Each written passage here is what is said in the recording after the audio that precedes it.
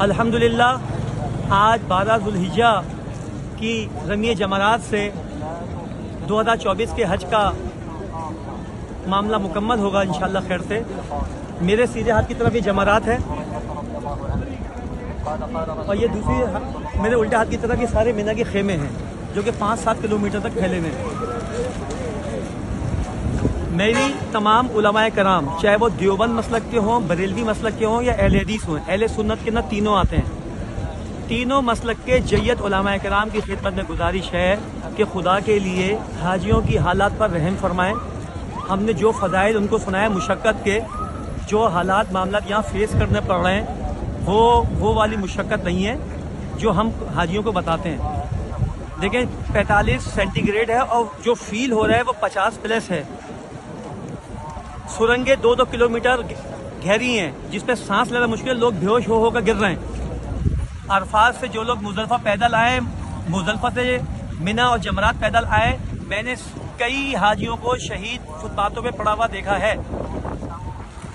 حجاج کرام کی تربیت ان علماء کرام کے ذمے لگائیں یا حاجی صاحبان ان علماء کرام سے تربیت لیں جو ہر سال حج پر آتے ہوں، ہماری وہ پرانی کتابیں جو آج سے 50 سال پہلے کی لکھی گئی ہیں، ہر سال چھپ کر وہ تقسیم ہو رہی ہوتی ہیں، لیکن اس کے اندر موجودہ دور کا مواد کچھ بھی نہیں ہے۔ ہم نے قوم کو مستحبات اور افضل عمل کے پیچھے لگایا ہوا ہے، فرائض اور واجبات پہ فوکس کیا جائے۔ جو موجودہ حال ہے، گزشتہ سالوں کے اندر بھی یہ گرمی گزری ہے، قوم منا کے ٹھہرنے کو وقوف منا سمجھ بیٹھی، طواف زیارت نہیں کر رہی، وقوف منا کے پیچھے لگی ہوئی ہے۔ جمرات جب مزدلفہ سے اللہ کے رسول نے عورتوں، بچوں، بزرگوں، بیماروں کو رعایت دی تو اس رعایت کو ہم قوم کے سامنے کیوں نہیں رکھتے؟ جمرات کے لیے وکیل بنایا جا سکتا ہے عورتوں، بچوں، بزرگوں، بیماروں، ویل چیئر والوں کی طرف سے، تو ہم قوم کو کیوں یہ نہیں سمجھاتے؟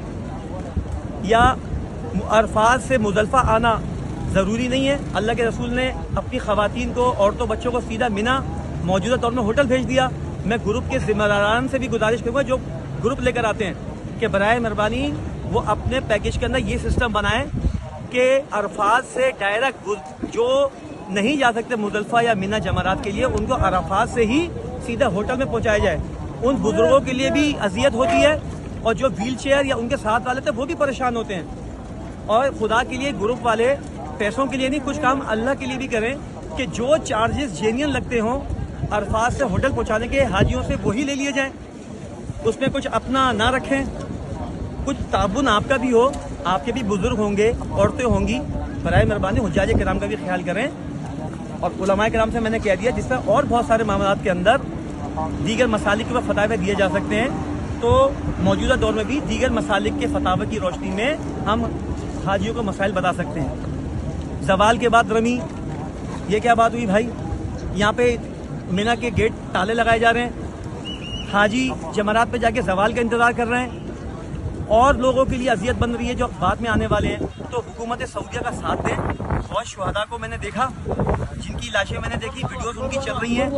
جمرات کے مسائل، عرفات کے مسائل، خدا کے لیے کوئی ایک کتاب لکھ دیں، یہ پرانی چھاپ کے نہ بانٹیں۔ اور حجاج کرام سے بھی گزارش ہے کہ یہ پرانی کتابیں نہ پڑھیں، خدا کے لیے ان علماء کرام سے تعلق جوڑیں جو ہر سال حج پر جاتے ہوں، وہ حالات کو دیکھیں گے، سارے معاملات کو دیکھ کے آپ کی تربیت کریں گے کہ جمرات کس ٹائم کرنی ہے، سہولت کا اس میں کہاں پر ہے۔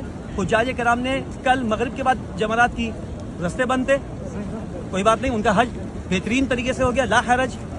آج کچھ زوال سے پہلے کر گئے، کوئی بات نہیں، بہترین ان کا حج ہو گیا۔ مینا کا قیام نہیں ہوا، کوئی بات نہیں۔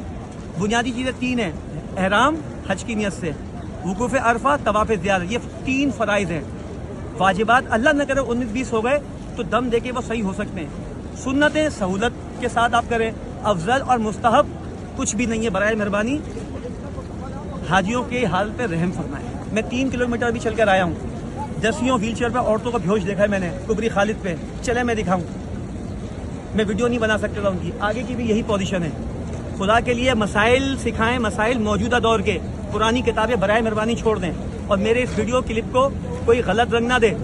میں اکابرین میرے سر کے ساتھ، چاہے وہ دیوبند ہوں، بریلوی ہوں، یا اہل حدیث ہوں، میں نہیں چاہتا کہ میں کچھ ایسا کام کر جاؤں کتاب کی لکھنے کی صورت میں یا اور کسی صورت میں میں آپ حضرات سے گزارش کر رہا ہوں کہ آپ کچھ کام کریں.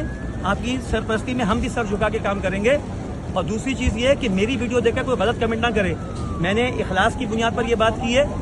اگر کسی نے غلط کمنٹ کیا یا کوئی ایسی بات کی یا اس کا کوئی جواب غلط الفاظ سے یا غلط انداز سے دیا تو قیامت والے دن اللہ کیا پکڑوں گا اس کو.